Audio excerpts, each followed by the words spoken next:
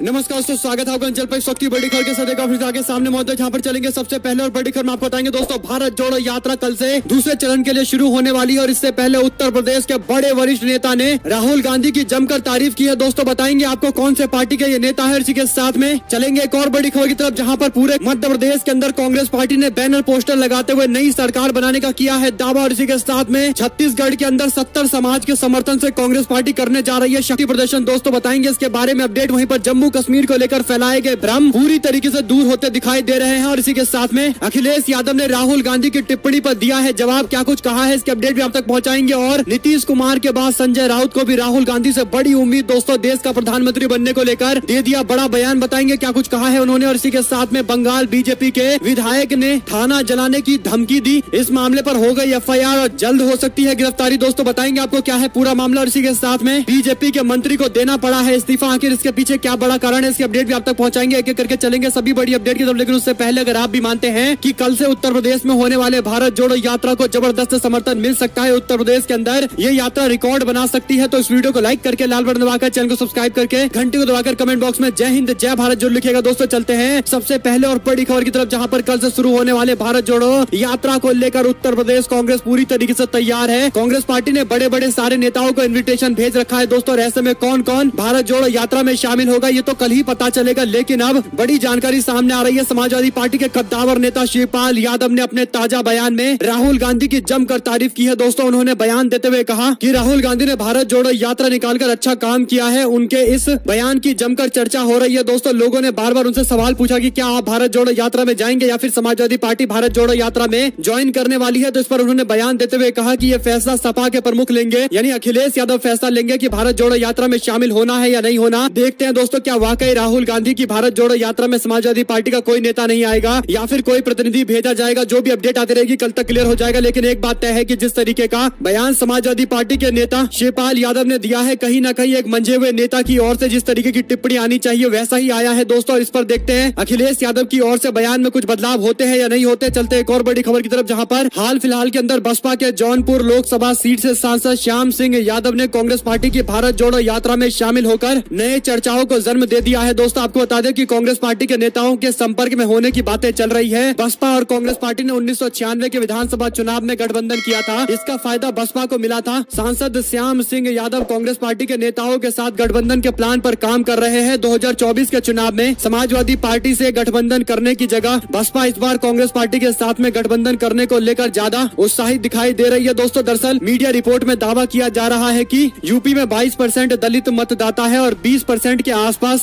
मुस्लिम मतदाता है। लोकसभा चुनाव में दलित मुस्लिम एकता को मजबूत करने के लिए कांग्रेस पार्टी के साथ में गठबंधन की तैयारी चल रही है दोस्तों। मीडिया रिपोर्ट में ये जानकारी सामने आने के बाद कहीं न कहीं उत्तर प्रदेश की राजनीति में बड़े बदलाव के संकेत मिल रहे हैं। हालांकि पुख्ता जानकारी नहीं है दोस्तों, लेकिन सूत्रों के हवाले से जो जानकारी दी जा रही है और जिस तरीके के संकेत समझ में आने लगे हैं, ये उत्तर प्रदेश की राजनीति के अंदर बड़ी हलचल को लेकर है दोस्तों। एक और बड़ी खबर की बात तो मध्य प्रदेश के अंदर जैसे ही नया साल शुरू हुआ वैसे ही कांग्रेस पार्टी ने मध्य प्रदेश के अंदर जगह जगह बैनर पोस्टर लगाकर पूरे शहर को पाट दिया और एक ही नारा लिखा दिखाई दिया दोस्तों कि नया साल नई सरकार। और कमलनाथ की तस्वीर हर जगह लगाई गई है, यानी कमलनाथ को मुख्यमंत्री बनाने के लिए कांग्रेस पार्टी पूरी तरीके से एकजुट दिखाई दे रही है। और जिस तरीके से बैनर पोस्टर अलग अलग इलाकों में लगाए गए हैं, अलग अलग नेताओं ने कांग्रेस पार्टी के लगाए हैं, ये बात स्पष्ट कर दी है कि कांग्रेस पार्टी में सारे नेता एक साथ मिलकर कमलनाथ के साथ खड़े हैं। और 2023 यानी इस साल कांग्रेस पार्टी चुनाव में जीतने के लिए बड़ी जोर शोर से तैयारी कर रही है दोस्तों। देखते हैं कांग्रेस पार्टी को कितना समर्थन मिलता है, ये सबसे अहम होने वाला है मध्य प्रदेश का चुनाव। आप लोग की जो कुछ भी राय हो लिखकर जरूर बताएगा। चलते हैं एक और बड़ी अपडेट की तरफ, जहां पर छत्तीसगढ़ के अंदर भी चुनाव होंगे दोस्तों। छत्तीसगढ़ की सरकार ने सबसे बड़ा फैसला लेते हुए 76% आरक्षण की लिमिट को बढ़ा दिया था। OBC आरक्षण को बढ़ा दिया गया है, जिस पर अभी तक गवर्नर की ओर से हस्ताक्षर नहीं किए गए हैं और मामले को अटकाया लटकाया जा रहा है दोस्तों। इस पर अब कांग्रेस पार्टी 3 जनवरी यानी कल साइंस कॉलेज ग्राउंड रायपुर के अंदर एक जन अधिकार महारैली करने वाली है। प्रदेश के 70 समाज के लोगों ने रैली का समर्थन करने का ऐलान कर दिया है। कांग्रेस पार्टी की ये प्रचंड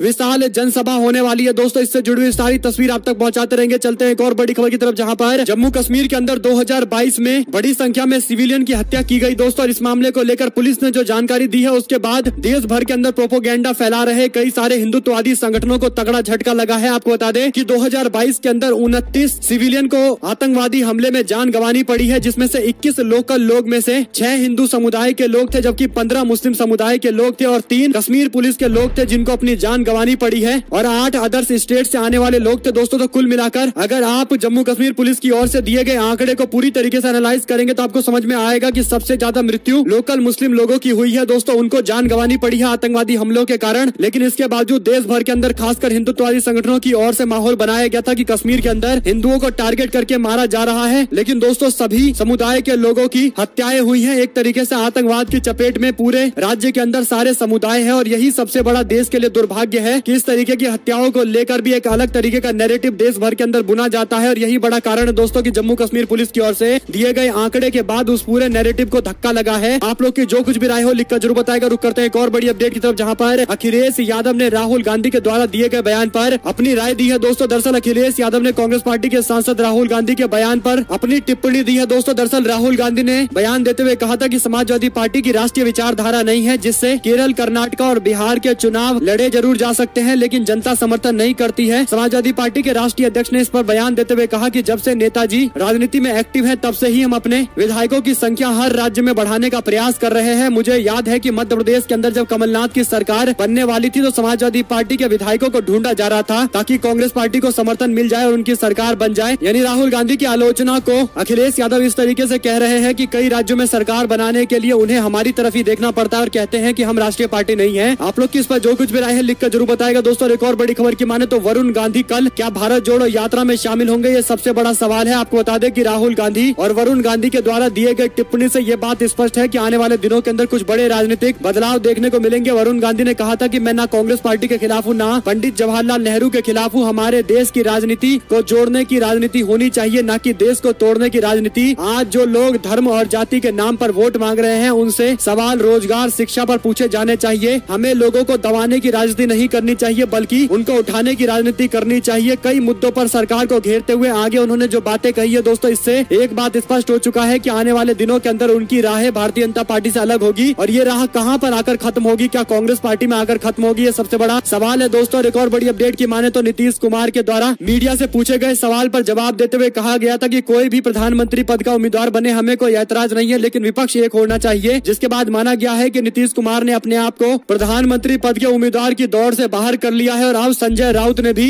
अपना बयान देते हुए राहुल गांधी को प्रधानमंत्री पद के लिए सपोर्ट कर दिया है दोस्तों। आपको बता दें कि शिवसेना उद्धव ठाकरे गुट के नेता संजय राउत ने रविवार को दावा किया है कि पिछले वर्ष कांग्रेस पार्टी नेता राहुल गांधी का नेतृत्व प्रभावशाली रहा है। अगर वर्ष 2023 में भी यही क्रम जारी रहा तो आने वाले चुनाव के अंदर राजनीतिक बदलाव देखने को मिलेंगे। उन्होंने कहा कि 2022 राहुल गांधी के नाम रहा था और ऐसे ही अगर 2023 भी राहुल गांधी के नाम रहेगा तो 2024 में आसानी से कांग्रेस पार्टी सरकार में आ सकती है और बड़े बदलाव की उम्मीद हम लोग जाहिर कर रहे हैं। वहीं पर दोस्तों शिवसेना के मुखपत्र सामना में साप्ताहिक आलेख रोक टोक में संजय राउत ने यह भी कहा कि प्रधानमंत्री नरेंद्र मोदी और केंद्रीय मंत्री अमित शाह को नफरत और विभाजन के बीच नहीं बोने चाहिए। राज्यसभा के सदस्य संजय राउत ने कहा कि राम मंदिर का मुद्दा सुलझ गया है, इसलिए इस मुद्दे पर अब कोई वोट नहीं मांग सकता। उन्होंने कहा कि इसलिए लव जिहाद का एक नया पेच तलाशा जा रहा है। लव जिहाद का नया हथियार बनाकर चुनाव जीतने की तैयारी चल रही है, हिंदुओं में भ्रम फैलाने की कोशिश की जा रही है। इस पर आप लोग की दोस्तों जो कुछ भी राय हो लिखकर जरूर बताएगा। वहीं पर भारतीय जनता पार्टी बंगाल के नेता ने अपने उल्टे सीधे बयान को लेकर एक बार फिर से सुर्खियां बटोरी है। पश्चिम बंगाल के बीजेपी के नेता स्वप्न दास मजूमदार ने शनिवार को बनगांव दक्षिण विधानसभा क्षेत्र के अंदर पुलिस थाने में आग लगाने की धमकी दे दी। मजूमदार 24 परगना के अशोक नगर में पार्टी कार्यकर्ताओं को संबोधित कर रहे थे। उन्होंने आरोप लगाया कि स्थानीय पुलिस पार्टी नेताओं को परेशान कर रही है। हालांकि पुलिस को पीटने और थाने जलाने की धमकी देने के बाद टीएमसी ने अशोकनगर थाने में शिकायत दर्ज कराई है दोस्तों और कहा गया है कि इस मामले पर जल्द बड़ी कार्रवाई हो सकती है और शांति व्यवस्था कानून व्यवस्था को भंग करने के मामले पर भाजपा के नेता को बुक किया जा सकता है। आपको बता दें कि बीजेपी के नेता की हत्या के बाद पुलिस को लेकर ये टिप्पणी करते हुए बीजेपी के नेता दिखाई दिए, लेकिन दूसरी ओर हिंसा के लिए लोगों को ऐसे भड़का रहे थे जैसे लोकतंत्र में नहीं बल्कि किसी अराजक स्थिति में जी रहे हो। आप लोग की इस पर जो कुछ भी राय है लिखकर जरूर बताएगा दोस्तों। इसी के साथ में हरियाणा के अंदर भारतीय जनता पार्टी अपने मंत्री को बचाने का शायद कई प्रयास कर रही होगी दोस्तों, लेकिन अब बीजेपी को अपने मंत्री से इस्तीफा दिलाना पड़ा है। आपको बता दें कि एक महिला कोच ने हरियाणा के खेल मंत्री संदीप सिंह के खिलाफ यौन उत्पीड़न का मामला दर्ज कराया था। इसके बाद अब चंडीगढ़ पुलिस ने एफआईआर दर्ज कर ली है। काफी दबाव के बाद ये किया गया है। कांग्रेस पार्टी के नेता भूपेंद्र सिंह हुड्डा ने मामले पर तुरंत कार्रवाई करने के लिए कहा था और ये बात स्पष्ट कर दी थी कि अगर कार्रवाई नहीं होगी तो जबरदस्त प्रदर्शन किया जाएगा। जिसके बाद दोस्तों संदीप सिंह पर महिला कोच ने पीछा करने, अवैध रूप से बंधक बनाने और यौन उत्पीड़न के मामले के साथ साथ आपराधिक धमकी देने का आरोप लगाया, जिसके बाद उनके खिलाफ एफआईआर दर्ज कर ली गई है। ओलंपिक और भारतीय हॉकी टीम के पूर्व कप्तान संदीप सिंह के खिलाफ शनिवार को सेक्टर 26 पुलिस थाने में प्राथमिकी दर्ज की गई है दोस्तों। इस मामले पर अब इस्तीफा देते हुए संदीप सिंह ने कहा कि उनकी छवि को धूमिल करने की कोशिश की जा रही है। हालांकि महिला 4-5 दिनों से लगातार मुद्दा उठा रही है दोस्तों, लेकिन इस मुद्दे को इग्नोर करने की कोशिश की गई। लेकिन जैसे ही नेशनल मीडिया में ये निकलकर सामने आया और सोशल मीडिया पर लोगों ने इस मुद्दे को उठाया और भाजपा की सरकार के खिलाफ कांग्रेस पार्टी ने स्पष्ट तौर पर धमकी देते हुए कह दिया कि अगर बात नहीं मानी, मंत्री को पद से नहीं हटाया तो बड़ा प्रचंड आंदोलन होगा दोस्तों। और क्योंकि भारत जोड़ो यात्रा 3-4 दिनों के अंदर हरियाणा में जाने वाली है, तो बीजेपी को पता है कि इस मुद्दे पर पूरे राज्य के अंदर कांग्रेस पार्टी एकजुट होकर बड़ा आंदोलन कर सकती है। इसीलिए आनन फानन में मंत्री को पद से हटाया गया है। आप लोग की जो कुछ भी राय हो लिखकर जरूर बताएगा। हमारे साथ जुड़े दोस्तों का बहुत बहुत धन्यवाद। देख रहे थे आपका अपना चैनल। जय हिंद, जय भारत, वंदे मातरम।